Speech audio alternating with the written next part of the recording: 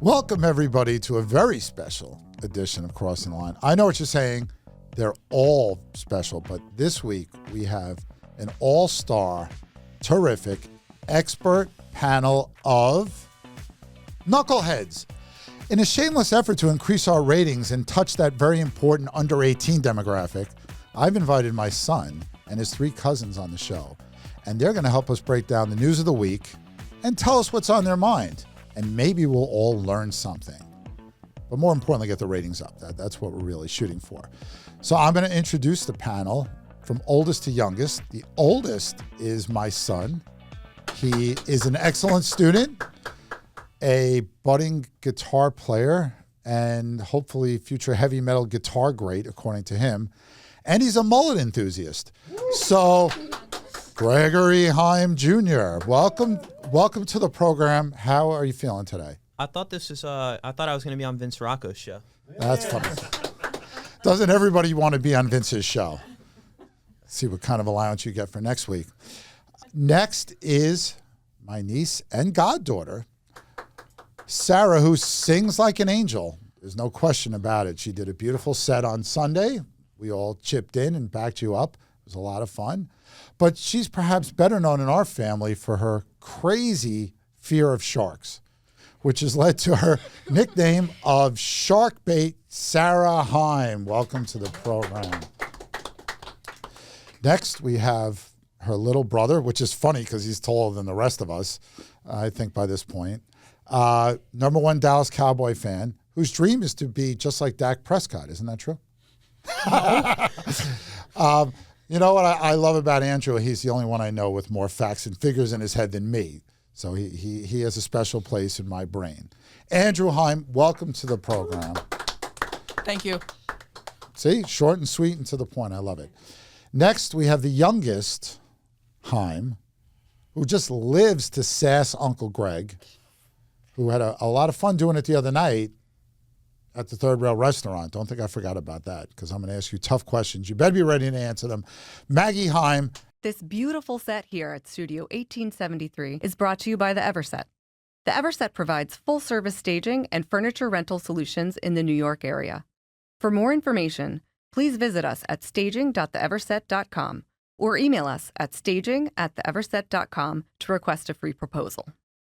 So we're going to start with the news of the week, and then we're going to ask these kids some questions and see what's on their mind, because we're interested in what Gen Z, and whatever generation Maggie is, I don't even know, is thinking of. So, you know, as old as me, I'm out of touch with all this stuff.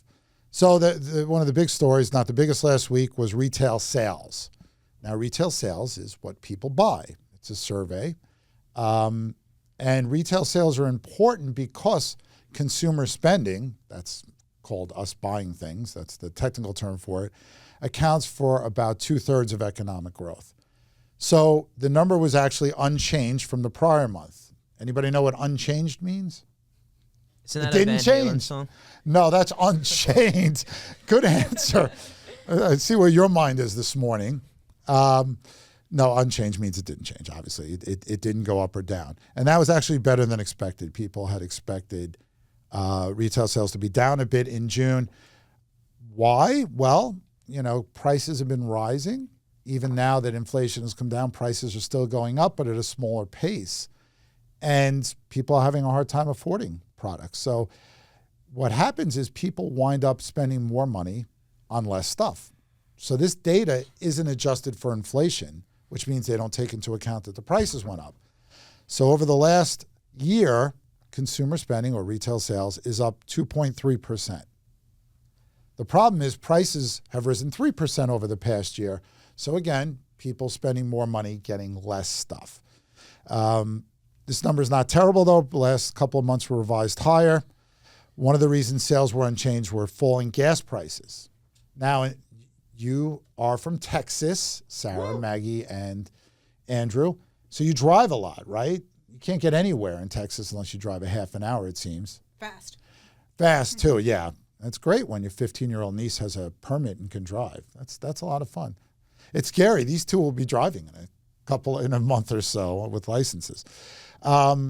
one of the reasons gas prices fell sharply in June, and that's why sales were down there. So if it wasn't for the sharp decline in gas prices, retail sales would have been up a little bit. But the good news is that consumers are still spending, and that's very important to the economy. See, have we learned anything yet? Just say yes, and you'll all get lunch for free. Yes. Thank you, Maggie. That's an encouraging yes. Good news for us, since we help sell real estate here. Mortgage rates fell to the lowest level since March. Now we look at 30-year mortgage rates because that's typically how long people borrow money when they buy a house. It could be 15 years, it could be 10 years, it could be even shorter than that. But one of the problems that we've had over the last couple of years is rates went from being 3% to over 7%. Now they're down to 6 3/4, which is good. And again, the lowest level since March, and probably headed lower because inflation is going lower. See, kiddies, the longer I'm going to lend money to Gregory, the higher interest rate I'm going to want if I think the economy is going to do well. Why? Because the longer I lend him money, it's risky. If I lend it to him at 3% and rates go up to 8% the next year, then I'm not very happy because I gave him a good bargain. So in a growing economy, you expect the longer you borrow money, the higher rate you're going to pay. People aren't as excited about the future of the economy because things are slowing down. So rates are coming down. That's good news. Housing has suffered from high rates.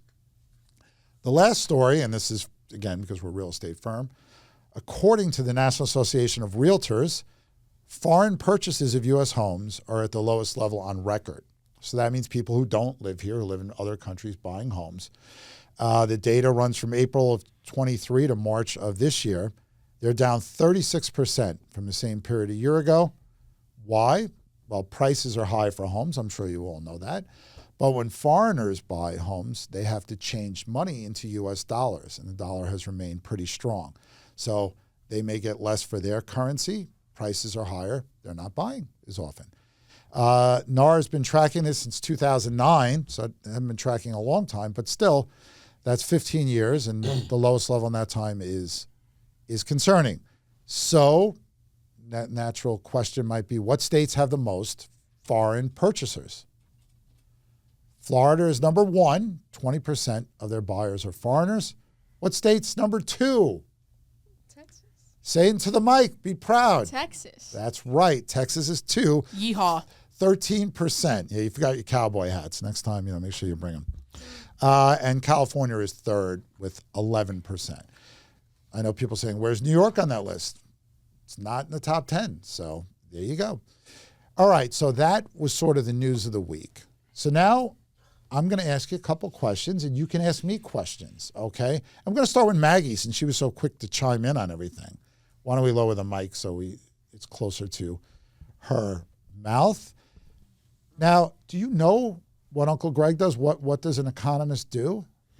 He deals with money and taxes and store buying stuff. But retail sales, right? So economics is a social science. Now, your dad, who's a doctor, may say that's because it's not an actual science. But, are doctors really smarter than economists? I don't know. Well, your father probably feels very upset that you said that instead of saying he's smarter. But, Uncle Greg's pretty smart, too. I like both of you, so I don't really know. Well, hopefully you love us both, but we'll settle for like for today so far, okay? So what economics really studies is how people use resources, because there's only a limited amount of things in the world. There isn't an infinite supply of diamonds or oil or anything else. So how they use those resources, and there's 3 aspects of economics. The production of stuff, like this table. Someone had to build this table. Distribution, they had to ship it to a place where it could be sold. And the third thing is consumption, which is spending. And that means that somebody is going to buy it. So those are the 3 things. So one of the things that we look at as economists is consumer behavior. And that is what makes people buy or not buy things, right? So that's what we do. And Uncle Greg spends his day doing a couple of things: writing reports, answering questions, and teaching classes and giving speeches, and doing podcasts. That's right, Ray. Why is Uncle Ray the only one clapping? Yeah, they're late. You're all punished. No dessert at lunch today. That's it. You can come. You can eat all their desserts, and they have to watch you do it, okay? Because it's only fair that way. That's All right. totally not fair. Who says it's fair? Well, you should let your kids Maggie, eat. what does Uncle Greg do all day when he's visiting us? Nap time. That's right. I don't really like when he naps because I want him to spend time with his family. I am spending time. I'm just Yeah, you not are, but- awake when it happens. He's Yeah, tired you from are. the economy. Okay, so Oh, yeah, let's talk about yeah. the current economy. We'll go to Andrew on this one. He's like, oh, what's he going to ask me? So, do you hear your parents talking a lot about how the price of everything keeps going up? Yes, and they're talking about like how much more troublesome it is for them to pay stuff off. Right, and that's called inflation, right? Yes.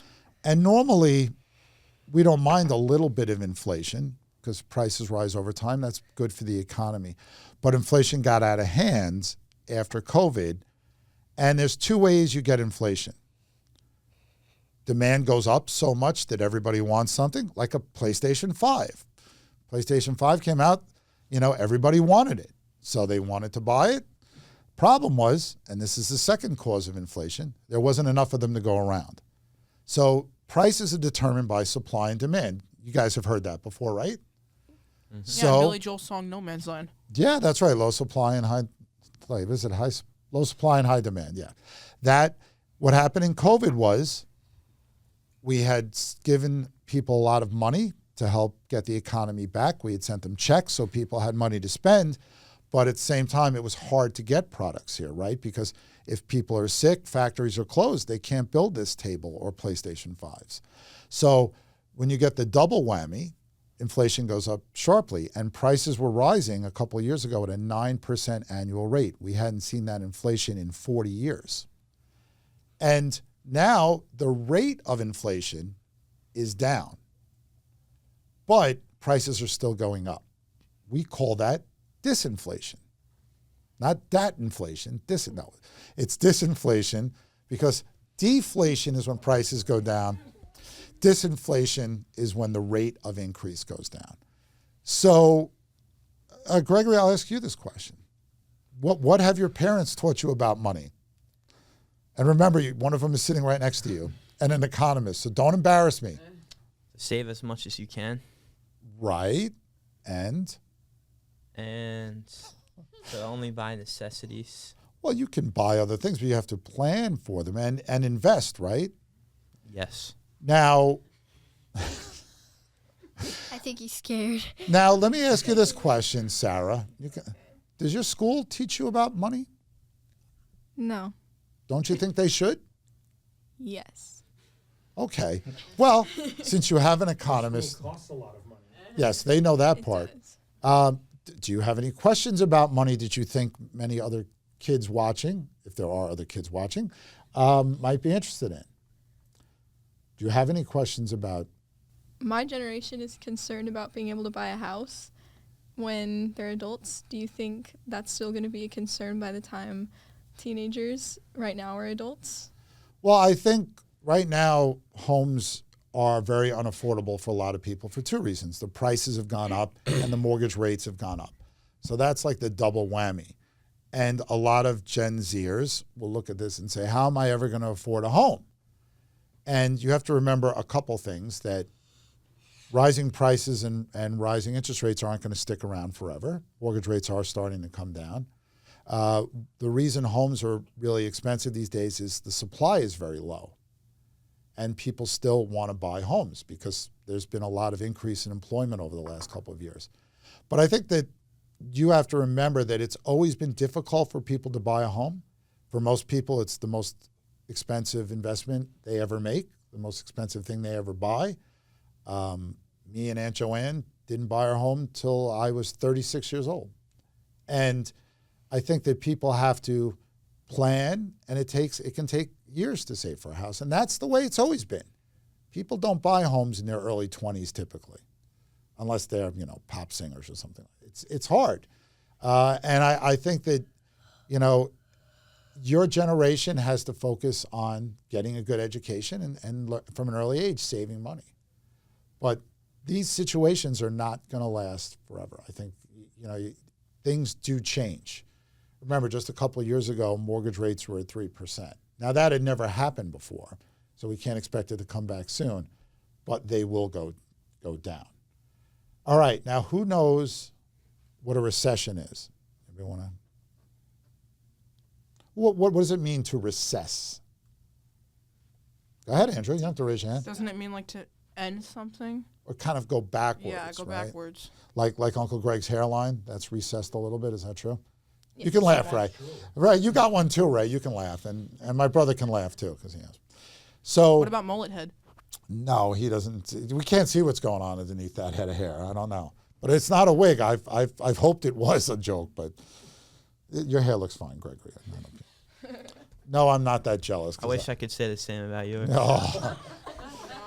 All right. See, this is. Very nice, Gregory. Very nice. Oh, you're one to talk about what's very nice, man. Hey. So a recession is when the economy, instead of growing, contracts. And to determine that, how fast the economy is growing, we have a certain statistic for that. Does anybody know what that statistic is? Go ahead. I think you do. GDP. Say it louder. GDP. That's right. And GDP, you like this because the first word is gross. It's gross domestic product. So what that measures is the total value of all the goods and services produced in the United States. And that sits right now at near $20 trillion. That's a lot of money, right? That is. So that's the statistic that determines if the economy is growing or in recession potentially or contracting, and by how much. So GDP is still growing at a decent pace. We'll find out how much it grew in the second quarter pretty soon. Hopefully it's a decent number. But a recession is when the economy contracts and less people get hired, the unemployment rate goes up. There isn't a technical definition of the exact moment. I know this is exciting, Mags. The kids had to get up early today. So, but economists will look and go, that's a recession. And we're trying to avoid that. Now, you hear Daddy talk about the Federal Reserve. Does Daddy like what the Federal Reserve does? No. That's right. Daddy does not like that. So there are a couple things that influence the economy. One is interest rates. Right now, the Fed is contemplating starting to lower interest rates in September. I don't think that's a good idea. The problem is they're trying to slow the economy down just enough where inflation gets lower, but not too much, so we get a recession. Because recessions are bad. Who decides like the moves? Is there like a? There's something called the Federal Open Market Committee that is headed by the chairman of the Fed, Jerome Powell, and they meet a couple of times a year, almost every month a year, and they put out an announcement that can change the world. When the Fed takes action on anything, it's big news and it moves markets. So they look at all the economic indicators that I do and every other economist, and they determine where interest rates should be. What they do is kind of either put the gas pedal on the economy or the brakes. Right now they're putting the brakes. See, a lot of people ask me, why can't we just send money to people so they can buy things? And that sounds like a good idea, but that's kind of what we did during COVID. We sent a lot of money to people, and we raised the money supply by 40%, but that's why we have the inflation we have today. Where do you get the money? Where do you get the money? From mommy and daddy, right? Isn't that where you get the money?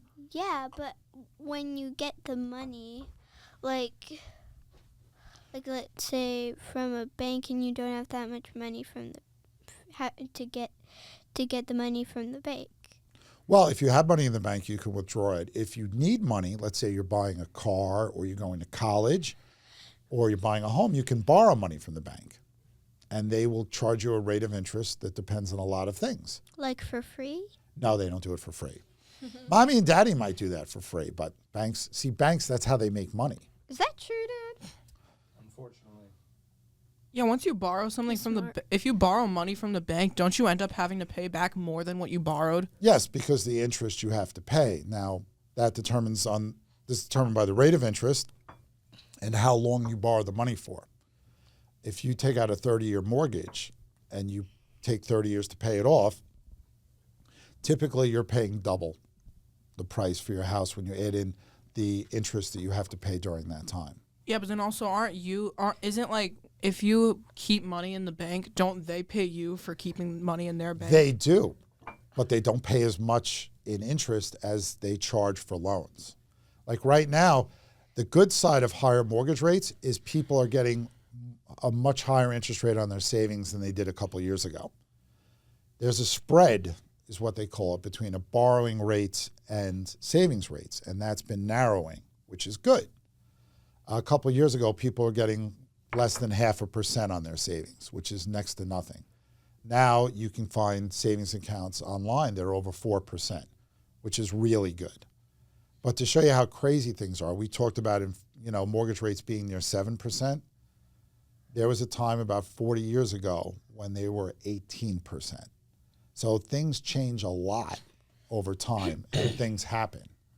And if we print too much money, or if there is a supply shortage, gas prices go up and down all the time. Do you know why, Maggie? Because sometimes there's shortages of gasoline. And, there's a lot of trouble in the Middle East right now that can affect how we get our gasoline here. We produce a lot in the United States, but we need to buy from other countries as well. What other questions do your kids have? Oh, I got one. Of course you do, Andrew. Go. So, yeah, like what Sarah said about how like people our generation are worried about buying homes. You said you didn't get to live in your home until you were 36. Where did you live before then? We rented an apartment. What happens if people in our generation, since Sarah said we don't have people who are our generation's worried about buying homes, what if so many people are having trouble with that and then we run out of room in apartments? Well, that's a good question. See, home builders have to decide what types of homes to build. So there are single-family homes, like what you live in and what me and Gregory live in. And there are multifamily homes, like an apartment building. Or a duplex. Well, a duplex, yeah. That's there. So home builders some specialize in certain types of properties. They have to gauge what the demand is for certain types of homes, and they'll go and, like right now, there's a lot of demand for rental apartments because of the unaffordability to a lot of people of single family homes. So that they'll try to judge the market and do that. Economists believe that eventually the market takes care of things like this.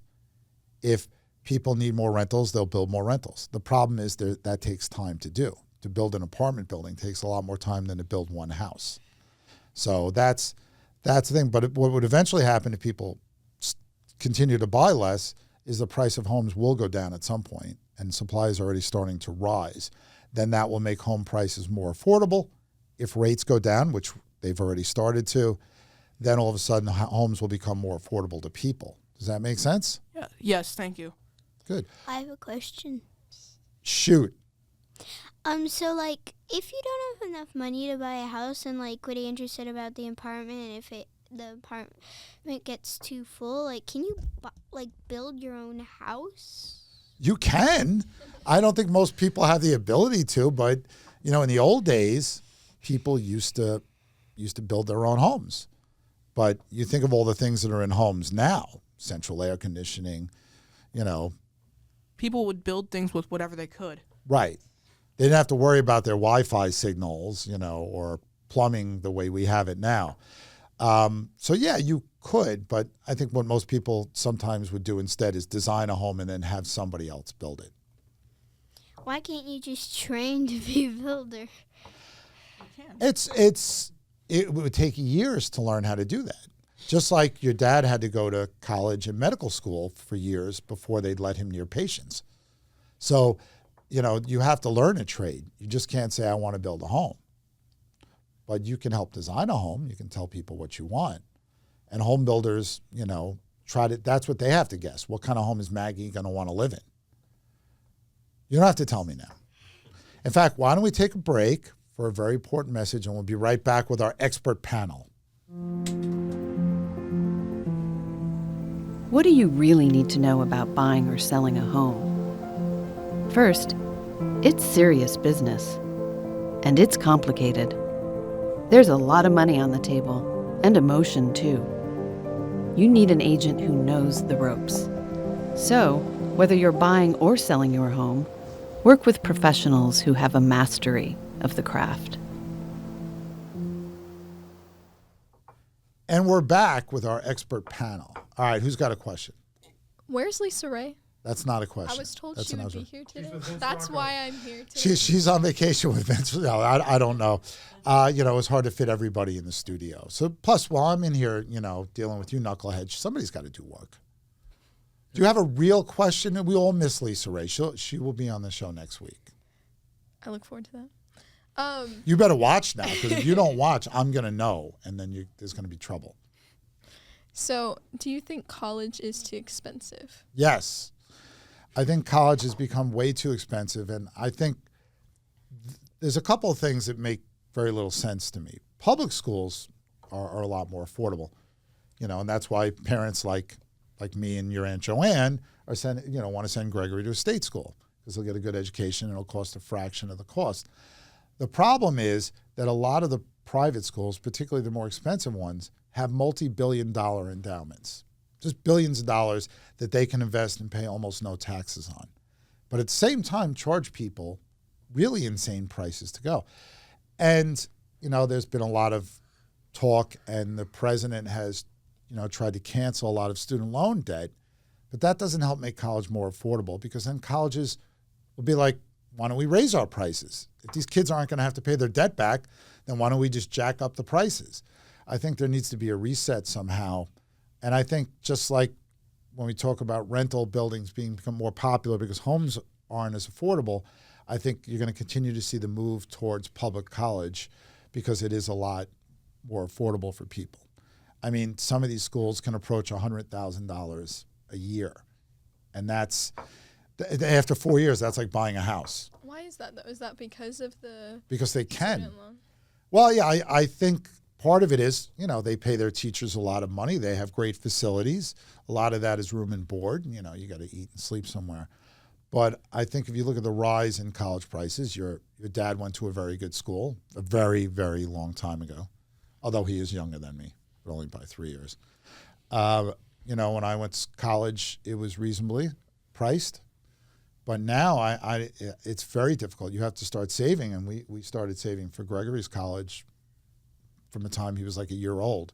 It's almost like buying a house. You have to plan for that many years so you're ready, when the time is right. And look, kids have to decide what college they're going to go to. And I think it's college. When I was graduating high school, we were told we have to go to college. Grandma said, you're going. We don't care if you like it or not. Nowadays, college isn't as necessary as it used to be. There are a lot of very good paying jobs that don't require college. Computer programmers don't need to go to college. Nurses now don't necessarily need to go to college. They can take courses separate from going to university and do jobs. And I think a lot of people are looking at that now, saying, well, why do I want to come out of college owing a couple $100,000? So the colleges have to show the value. And I think when you go to college, you have to keep in mind, what am I going to do with that degree? I got a degree in economics. It was kind of clear what I was going to have to do. Your father knew from the time he could talk that he was going to be a doctor. But for a lot of people, it's not that cut and dry. Like my son over here, who doesn't have much of an idea of what he's going to do in college. So I think you have to give it thought. I mean, we all have dreams. You're an amazing musician. You're a great dancer. You're very smart. You have a lot of options out there. But, there's a lot of things to consideration when it comes to your future, and the cost of college is one. I'm not saying nobody should go. I think if people want to, they should. If you want to be a professional, it's essentially a requirement. If you want to be an accountant, you better go study accounting. Like, your cousin-in-law just did, right? Because you guys come in town every year. We should have mentioned this earlier, but this year was special because your cousin Rachel got married, and congratulations to Mr. and Mrs. Jacobson. Did you change Rachel's last name in your contact book? Yes. I did first. Of course you did first. Did you change Rachel's last name, Maggie? I did not, because I don't know where my phone is. Well, Maggie, why don't you? And Why I don't you hardly tell? even use it. Why don't you tell us what you have as Rachel's name in your contacts? Okay, maybe we shouldn't. Maybe we should. But it was a fun time at the wedding, right? We all had a lot of fun, and there was a couple of funny moments that happened. Sarah was crying. I was partly crying. Well, you were a flower girl, and Sarah was in the bridal party, and that's always exciting. I'm You in both the looked bridal beautiful. No, but you had a job. All Sarah had to do was walk down the aisle and look beautiful, which she did very well. But, you had to make sure those flowers got spread, and you did a good job. Yeah, Somebody led the Footloose. Oh, yeah, and so there were two notable things outside of the wedding itself that happened, because this is pretty interesting. I didn't see when this happened, but there's videotape of it. Maybe we'll splice it into the middle of this podcast. No. But they were playing Footloose, and Andrew knows the dance from Footloose, like perfectly. And there were people trying to follow him. And one girl there actually did a pretty good job of that. So how long did it take you to learn that dance? Well, I started learning it in 7th grade, and I actually kind of stunk at it until like the end of 8th grade, when one of my friends who actually knew it really well, he just like took a couple of the boys aside and just like did it really, really concretely like with us, and we just did it over and over again until eventually we just memorized it. Well, you got that nailed. I can't wait to see what dance you do next. We'll have to have you on a future show to explain that. But something else really interesting happened at the wedding that people are still talking about, and that was my son eating 3 dinners. Yeah. Now you're a growing boy. You're spending a lot of time in the gym. You need to eat a lot, but you're starting to scare us a little bit. He ate chicken and 2 prime ribs. And my grandma thinks he doesn't even eat. Every grandma thinks their grandkids don't eat enough. That's a universal thing. My grandma would never call somebody heavy. She would always say they're husky. They're big boned. They're big. Nothing. No, Cartman. They're not. They never. The kid can never eat enough. That's the best thing, next to sleeping, maybe, that a grandparent can see in a grandchild. So one that eats a lot. All right. So now you got all that energy from eating all that food at the wedding and eating us out of house and home. What is your question, Gregory? In the first 16 years of my life, I had never seen a Walt Disney commercial for the theme parks, for the Disney World theme parks. And now I'm starting to see a bunch of them advertising for Magic Kingdom, Epcot, all of them. And when you look at the prices, it seems as if only the top Americans can afford to go. So if they're raising their prices so much, why are they begging a lot of people to come? Well, why do you think? They want more money because of inflation, but Well, it seems that they are struggling a little bit. a lot of people can't afford, lavish vacations right now, Especially because Disney. of, people are spending a lot more on food than they have in 30 years, because of the increase in price of everything but food in particular, and housing prices keep going up and rents keep going up. So, whereas a lot of families might take regular trips to Disney, a lot of them aren't available to do that. So then a company needs to advertise more to try to attract people in. Whereas, Disney's place didn't necessarily have to advertise a lot because everybody knew it was there. A lot of people wanted to go there and people could afford to go there. Now it's what we call a discretionary purchase. That means you don't need it. It's not a necessity. And I think more people are focused on necessities nowadays. You've heard who's heard the term staycation? Me. Right. That's when you take time off from work and you don't really go anywhere. We've had a lot of fun doing things. We've been to the beach a bunch of times. We've managed to enjoy things without spending a lot of money, and we've had a good time. So I think theme parks or other destinations, particularly if they're on the more expensive side, have to decide who they're going to try to, appeal to. And wealthy people still have money, and they still can take trips. So, the whole idea of fast passes and different levels of that. And, you know, that's money that some people can afford to spend. They have to find other ways of revenue. Like, let's say nobody's going to a baseball team's games. How are you going to get people in the park? Maybe you'll have a fireworks night. Maybe you'll have a concert. You know, maybe you'll cut the price of hot dogs to get them in, or whatever. Sign a big player. Sign a big player. So, you know, that's things. And whether it's increased marketing or a whole new different approach. Disney's a very big corporation too. They own a lot of things, most notably ESPN. So companies have to make profits. That's their goal, or their stock prices will be hurt. And the CEO of a company's job is to try to get that stock price high. Do you have a question, or are you just playing with a microphone, Maggie? No, I'm getting it ready to say something. Okay, you have something to say? Yeah. No, you can't say it right now. What was it, Andrew? I was gonna say about what Sarah said, how colleges are getting more and more like unaffordable. I heard my history teacher told me that in 8th grade that during the pandemic, people got just like free money mailed to them. Why was that? Well, remember in the early days of COVID in March of 2020, we shut down the economy, and a lot of people couldn't go to work. And when you tell people they can't go to work, and you tell businesses they can't open because of this virus going around, that they weren't sure how serious it was in the beginning, and they thought maybe shutting down for a while would just stop the virus from spreading, which obviously didn't work. But the government felt, and I think rightfully so, that they needed to compensate people. You know, here, our company, we weren't allowed to show property in person for 3 months. How are you going to sell an apartment if you can't take somebody to it? So if you're going to do that, you have to compensate the businesses who shut down, and they had something called PPP loans you may have heard about. And that was to enable businesses to stay in business at a time where they really didn't have any income. And then you send checks directly to people. You know, most families got those checks a few times, you know, and to spend the money. The problem was that when all the stores and restaurants are closed and you can't go to a movie theater, where are you going to spend the money? And people built up a lot of savings that they couldn't spend. Now they've spent that all. And now people are using their credit cards like mad. But if you're going to tell people they can't work and you're going to tell businesses they can't open, then the government felt that it should compensate them and give them an opportunity at cheap loans, or free loans as it turned out to be, and to send Americans checks, because the economy fell faster and deeper than it ever had before.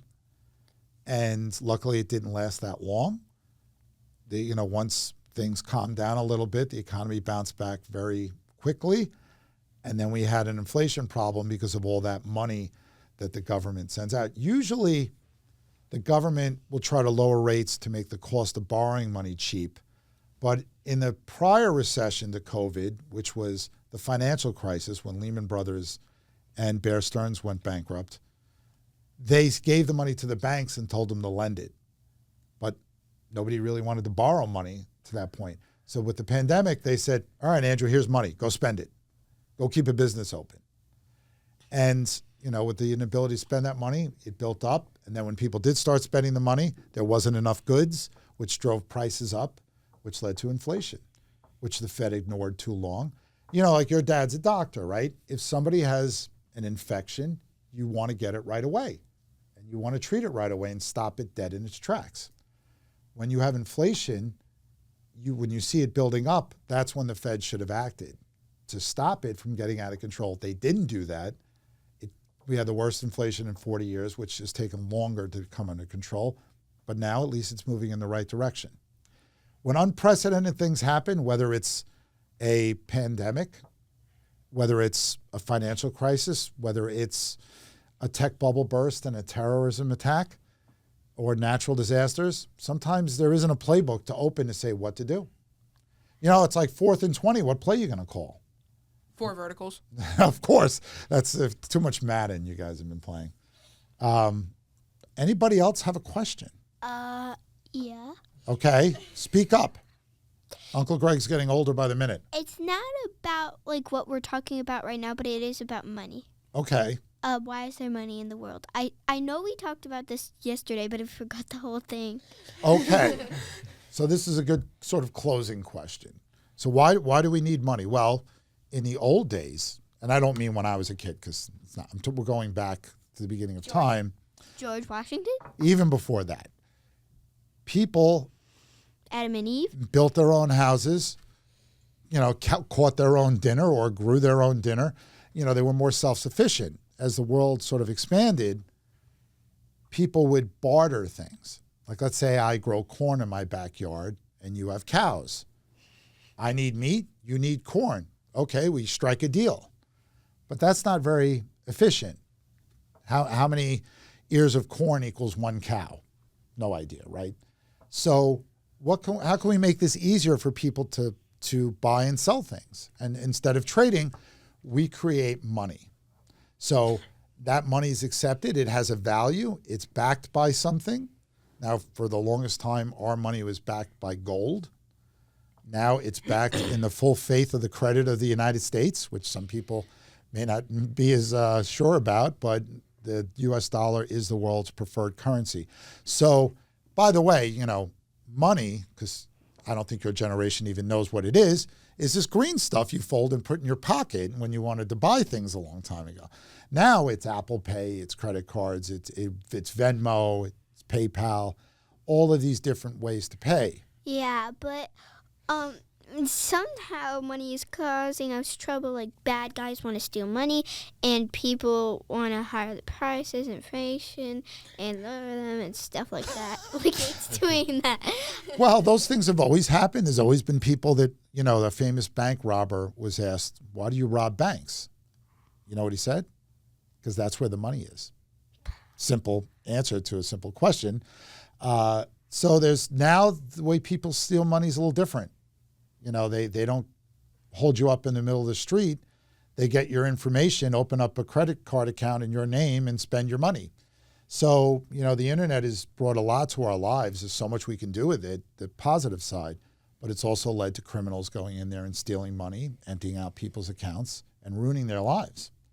So as I try to explain to Gregory that I know what it's like to be a 16-year-old, he goes, no way. And I said, well, the tools have changed, but the problems are the same. There's always been people trying to steal. There's always been bullies. There's always been a lot of negative things out there. And I think for your generation, information is too easily accessible at times. So don't spend that much time on the phones. Right, Gregory? Yeah. How about you do that, and then you can nod your head in agreement. Mm. All right, any closing remarks from our expert panel? I give you the youth of America to the audience. No, it's been great having you all on. More thing. Why are Cookie Monsters cookies? What was the question? Cookie Monster's not getting enough cookies for his money. Cookie Monsters is not getting enough cookies for his money. He should ask Siri for more. Siri is really. Well, Siri can't help. All right, Siri's so really the thing with dumb. Cookie Monster is something called shrinkflation. Now, we've talked about this a lot on the show. Now that the cost, remember, we're paying more for goods, but the companies that make those goods are paying more for the ingredients to make things like cookies. So they don't want to raise their prices too much because people will notice that. But what a lot of companies are being accused of doing is charging maybe the same amount or a little bit more, but for a lot less product.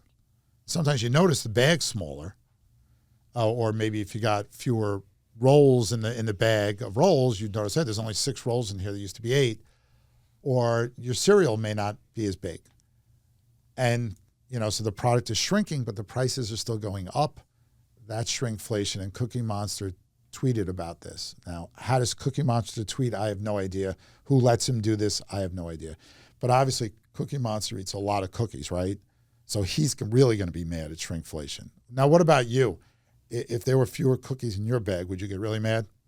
I love cookies, so I would be really bad, especially M&M cookies. You have no idea, Maggie. Yes. I know. I love cookies just like Andrew does. Yeah, but you don't eat them like Andrew does. I He's don't the Joey eat- Chestnut of cookie eating. Have you I worked? don't. Have you worked on your Cookie Monster impression? No, I'm not doing it anymore because every time I do it, somebody Cookie Monster, me want cookies. And on that note, we will end the show. I want to thank Sarah, Maggie, Andrew, and Gregory Jr. for coming on the show. It's been a lot of fun. Thank you for Thank having you for us. having us. And you can keep the mug. And I want to thank everybody who stayed with us for indulging us. You know, kids say the darndest thing. Unfortunately, I don't have a Bill Cosby impression, so I can't do it. But thanks for tuning in. And again, thanks for supporting the show. And we'll see you next week.